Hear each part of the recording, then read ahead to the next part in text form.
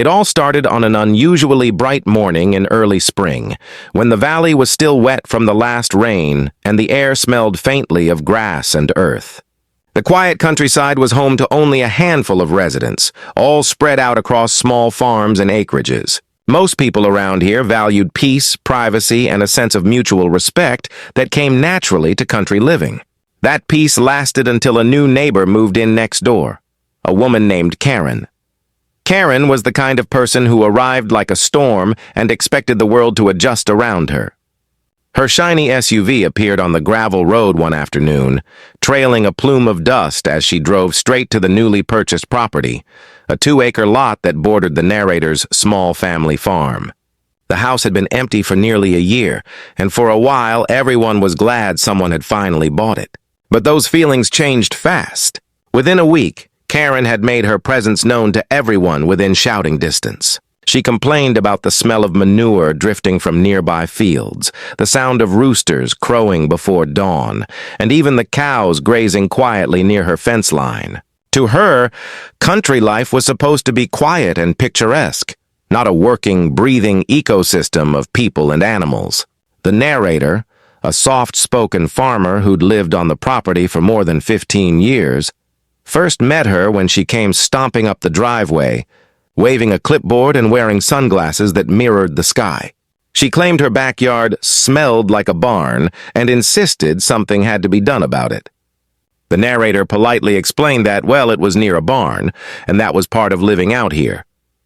But that answer didn't sit well. From that day forward, Karen's mission became clear. She wanted the farm next door to change for her convenience.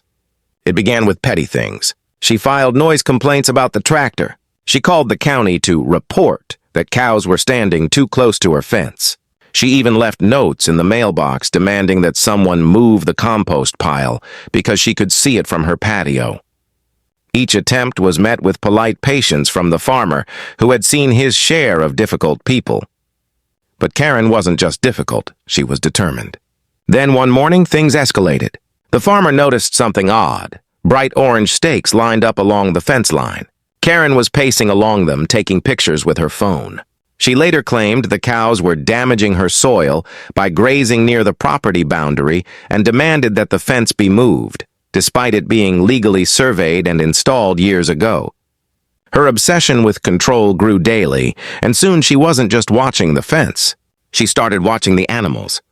The farmer's herd was small, just 5 cows and a few chickens, but they were healthy and well kept. One cow in particular, Daisy, was a gentle brown and white heifer who loved wandering near the fence to chew on clover. Karen seemed to take personal offense to Daisy's presence. Every time Daisy ambled near the property line, Karen would appear in her backyard with her hands on her hips, muttering and shaking her head. Over time, the tension built quietly, like pressure under a lid. The farmer noticed new signs: strange footprints near the fence, the faint smell of something chemical in the grass, and one morning a tipped-over water trough. At first he assumed it was raccoons or wind, but the pattern was too specific. Someone was meddling. Then came the day that set everything in motion. The farmer was mending a gate near the barn when he heard an odd sound, a metallic click followed by the faint hiss of a spray can. When he turned his head, he saw movement near the fence. On the other side stood Karen, wearing gloves and holding what looked like a can of bug spray or cleaner. She was waving it toward Daisy, who stood chewing calmly on her side of the fence. It took a moment for the situation to register. The cow wasn't doing anything wrong, she was just grazing. But Karen, apparently disgusted by the idea of an animal standing that close to her lawn, had decided to take matters into her own hands. The farmer shouted across the field, but the wind carried his voice away. Daisy, curious about the sudden movement, took a step closer. That's when Karen leaned forward, extending her arm through the fence and sprayed again. A fine mist drifted toward Daisy's face. The cow jerked back, snorting loudly. Her tail flicked in irritation, and she pawed at the ground. Karen, startled by the sudden motion, stepped backward and dropped her purse onto the grass. For a brief second there was silence, the kind that hangs heavy before something happens. Then Daisy lunged forward, not in anger but in pure reaction. Her back leg kicked out, a sudden, powerful motion that sent a clump of dirt and grass flying. It wasn't aimed, but the timing was perfect. The kick connected with the edge of the purse lying near the fence post.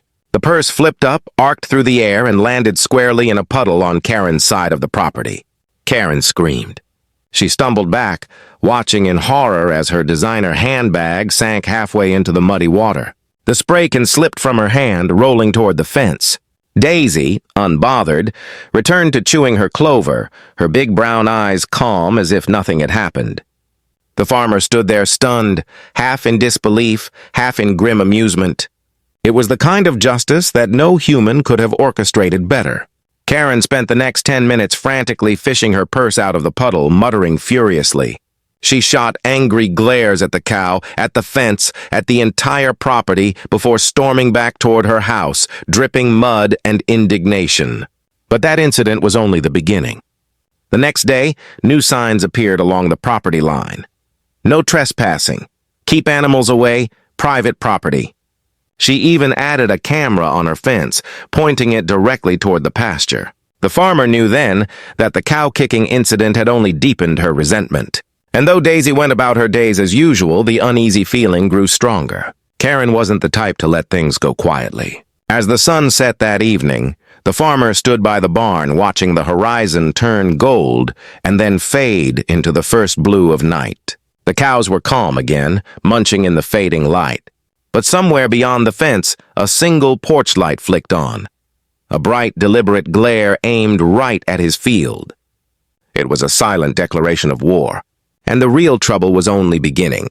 The morning after the purse incident, the farm was quiet, too quiet. The usual rhythm of the countryside carried on, but there was an undercurrent of tension that hadn't been there before. The cows grazed peacefully, the rooster crowed, and the faint hum of a tractor echoed from a few properties away. Yet every few minutes the farmer could feel eyes on him. From across the fence, Karen's curtains shifted.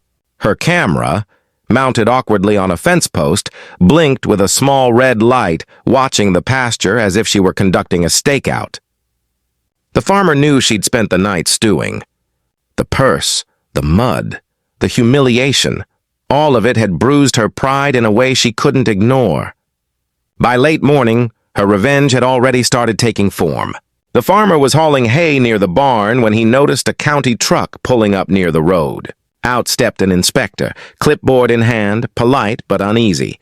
Someone had filed a formal complaint about animal waste runoff and unsafe livestock management.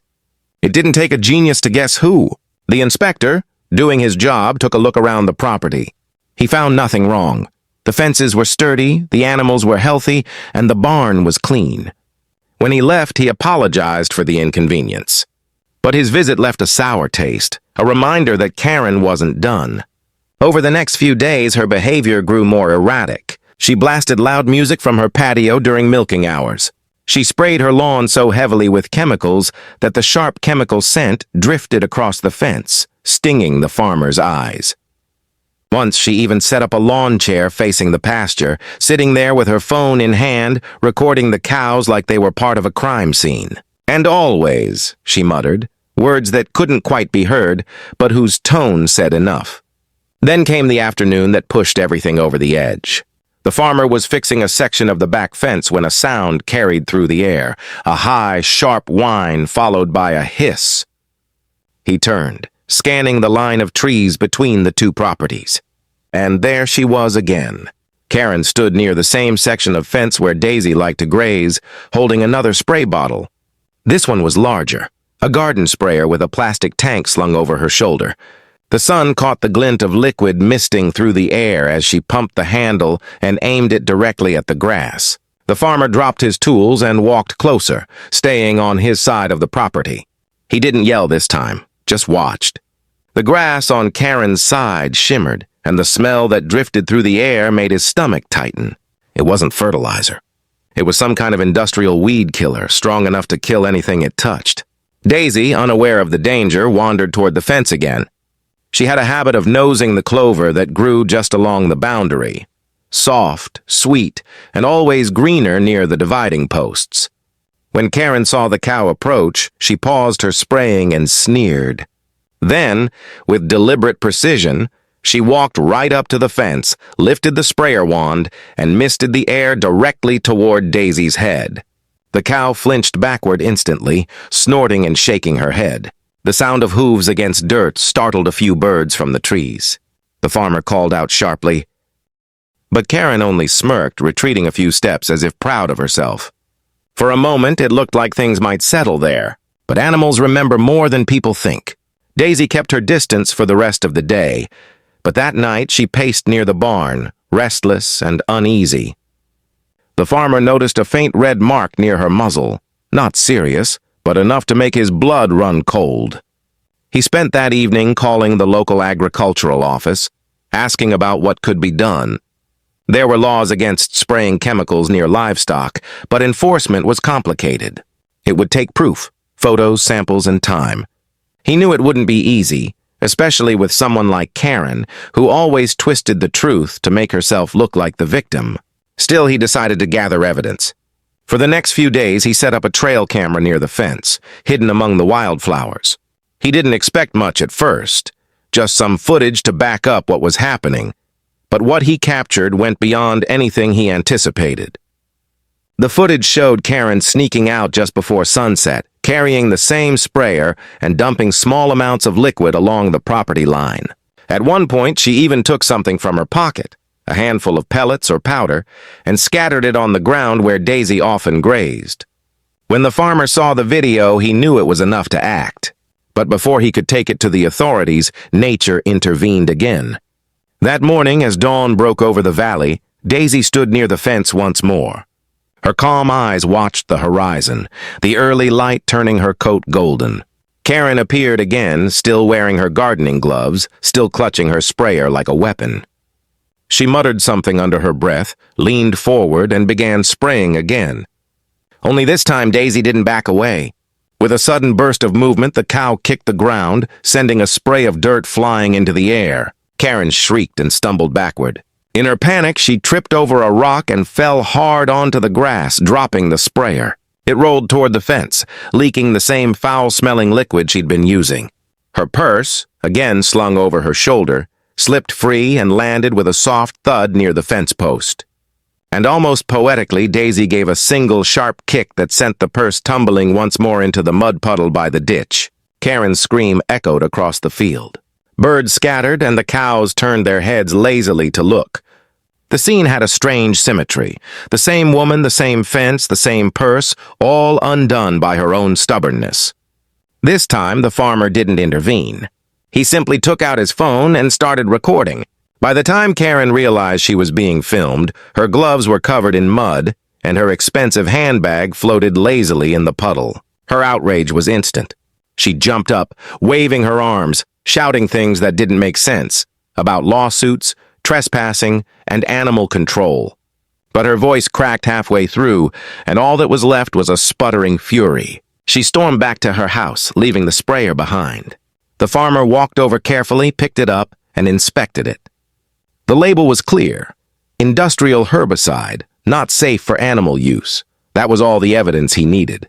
He took photos, documented the scene, and called the local agricultural officer again. This time they took him seriously. By evening, an officer was on the property, reviewing the footage and examining the spray marks near the fence. The evidence was clear. Karen had been violating environmental safety laws by using chemicals near livestock. The officer said there'd be an official investigation. That night, for the first time in weeks, the farmer slept well. The air was still and the cows were calm. Even Daisy, usually restless, settled quietly in the barn. But the calm wouldn't last. The next morning, Karen's yard was filled with strangers, county inspectors, officials, and a furious Karen pacing in circles as they took samples of her soil. And while it seemed justice was finally being served, something in her expression promised this wasn't over. Because for Karen, embarrassment was never the end. It was the spark that lit something worse. And sure enough, by the end of the week, she'd found a new way to strike back, one that would threaten more than just the fence line. For a few days, the farm returned to something that almost felt normal. The cows grazed peacefully again, the faint smell of hay and clover drifting through the air. The sound of distant tractors hummed like a reminder that life in the valley was steady, practical, and built on simple routines. Even Daisy, after her run-ins with Karen, had gone back to her calm, curious self, though she now avoided the fence line entirely, preferring to graze deeper in the pasture. But the calm was deceptive. Beneath it, something was brewing. Karen had been humiliated twice. Her purse had been kicked into the mud, her illegal spraying caught on camera, and her property had become a site for soil inspection. Neighbors had started whispering. Some laughed quietly about it at the general store, and word had even reached the local feed supplier. In a small community like this, news traveled faster than a brush fire. Karen's reputation had changed from the new woman on the hill to the one who fought with a cow and lost. And she couldn't stand it. From that humiliation grew something far more dangerous, a sense of revenge dressed as righteousness. The first sign came in the form of paperwork. A neatly folded envelope arrived in the farmer's mailbox, marked with an official seal. Inside was a formal complaint. Nuisance livestock violation. According to the letter, someone had accused the farm of improper containment, odor pollution, and environmental disturbance.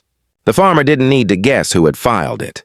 Still, the rules were the rules, and within a week, county officials scheduled an inspection.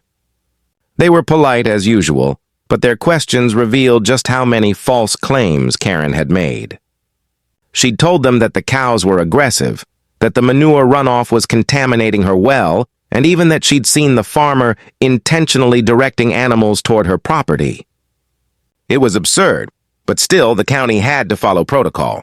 For 2 long days, inspectors walked the property. They tested the soil, measured the distance between the barn and the fence, even took photos of the troughs and feed storage. Every detail was scrutinized. The farmer cooperated fully, keeping his patience intact, though inside frustration simmered. Meanwhile, Karen watched the process unfold from her porch like a queen overseeing a battle. She stood there with her arms crossed, a smirk tugging at her lips, as if convinced her plan was working.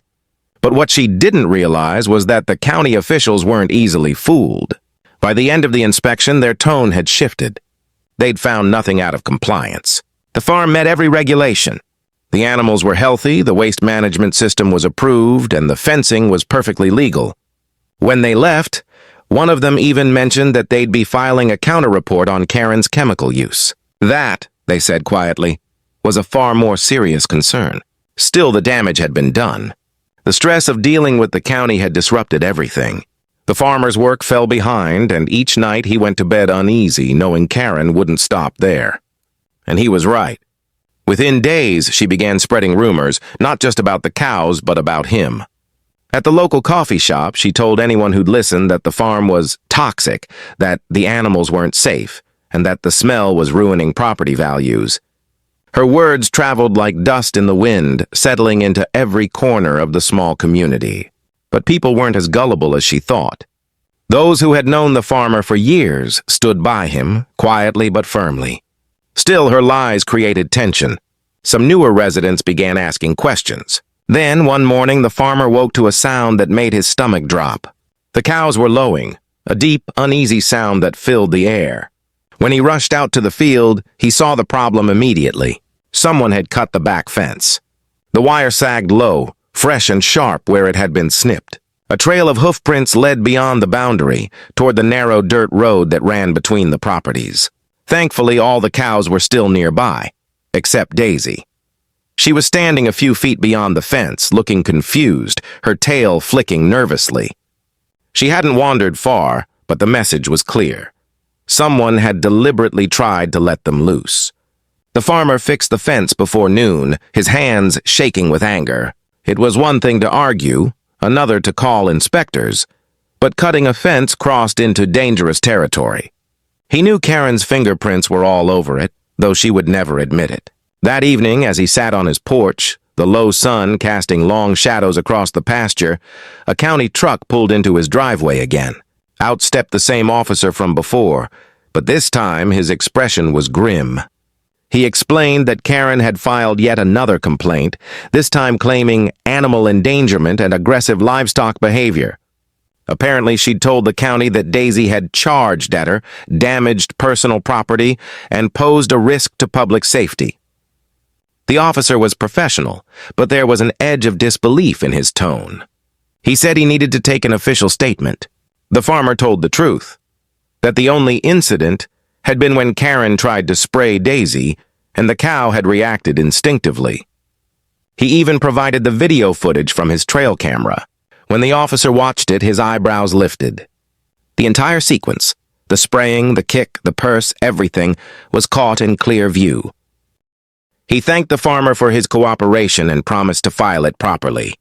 But as he drove away, he gave one last piece of advice. Keep recording everything. So the farmer did. He installed more cameras, one near the barn, one near the fence, and one pointing toward the road. Each night, the soft glow of the red lights blinked like sentinels guarding the property. For a while, things stayed quiet again. Karen seemed to retreat into her house, though her porch light still burned late into the night. The farmer suspected she was regrouping, plotting her next move. He wasn't wrong. A week later, a large white envelope arrived by certified mail. Inside was a notice from a lawyer. Karen was threatening to sue. Her claims were outrageous: emotional distress, property damage, and loss of enjoyment of property. She even included an itemized list of damages, one of which was the cost to replace her purse.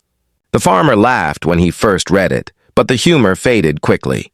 Lawsuits, even baseless ones, could cost time and money. She was counting on that. He contacted his own lawyer, who reviewed the case and shook his head. "She's got no grounds," he said, "but she's going to make it messy." And she did. Karen began documenting everything. She took pictures of the fence, the cows, even the dirt road between their properties. Her lawn, once bright and green, had turned patchy from overspraying chemicals. But she still insisted it was the farm's fault. Soon she was back to pacing along the property line, phone in hand, muttering to herself as she filmed. The farmer stayed calm, kept to his work, and let the cameras do their job. Then one evening, just as the last light faded and the valley turned dusky blue, a strange sound echoed from the barn. Something metallic, followed by a dull thud. The farmer rushed out with a flashlight.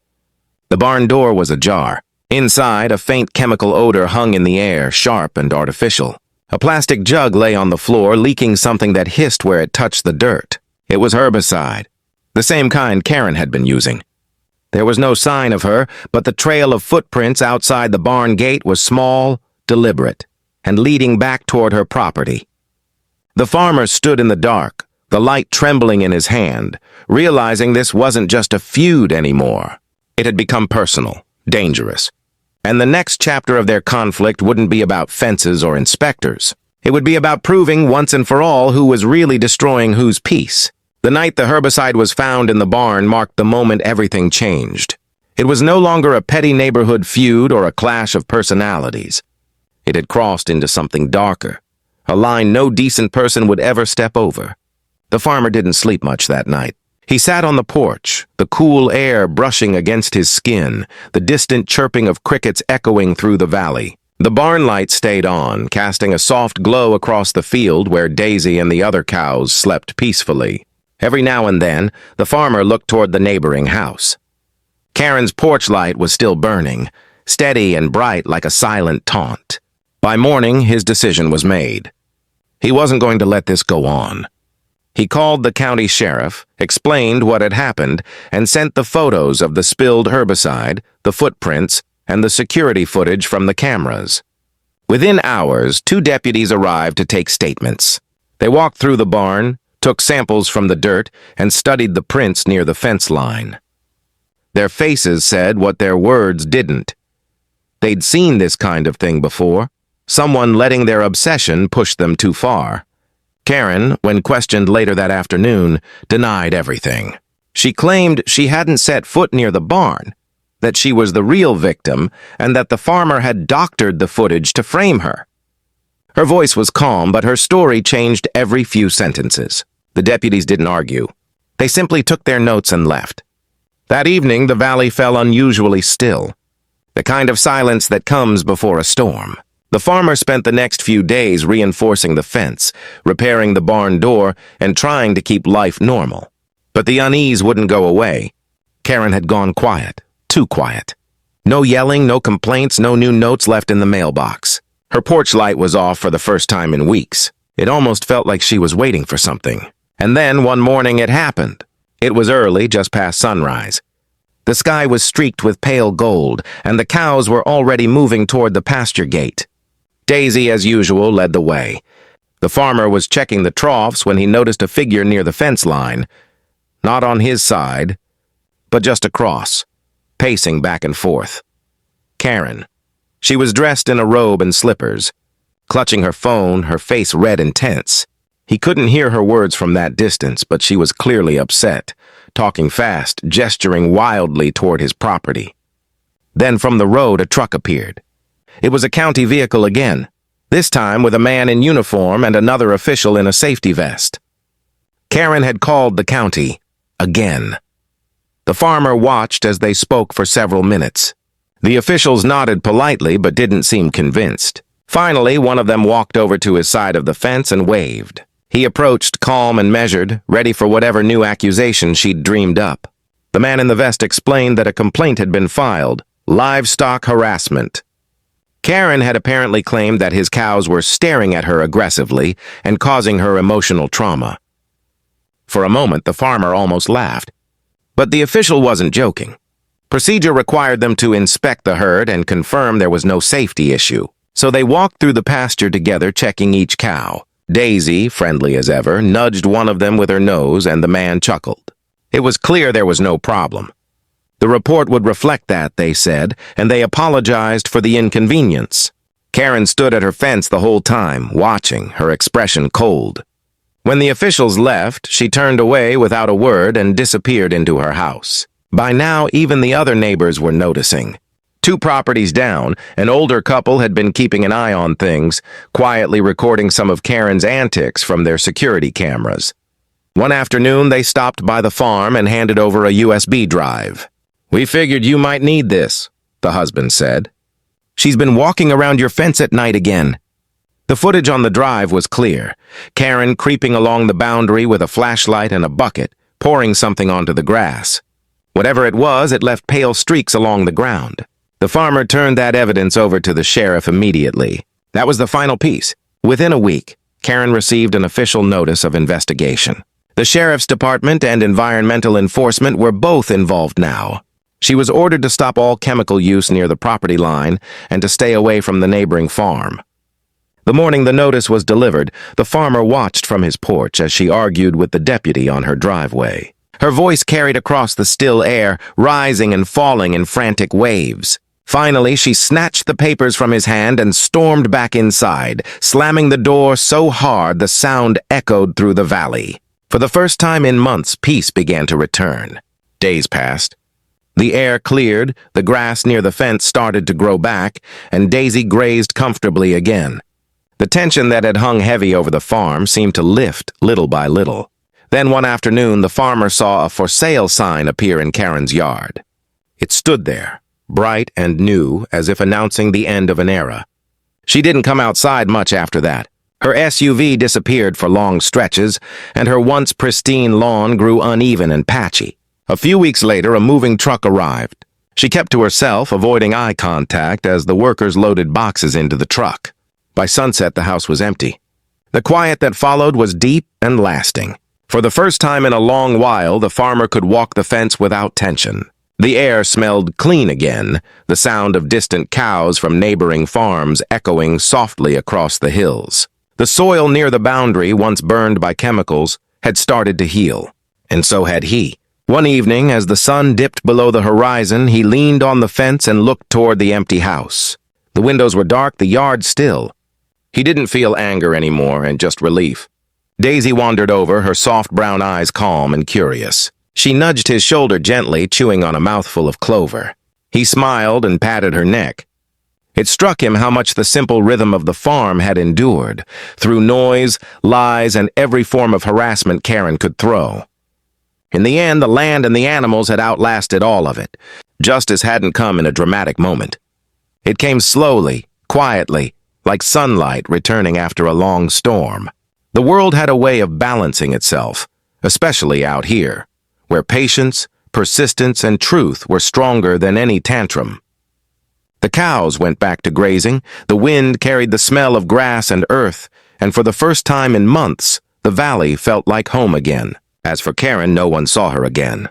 Rumor had it she sold the house at a loss and moved to the city, somewhere with fewer cows and fewer fences.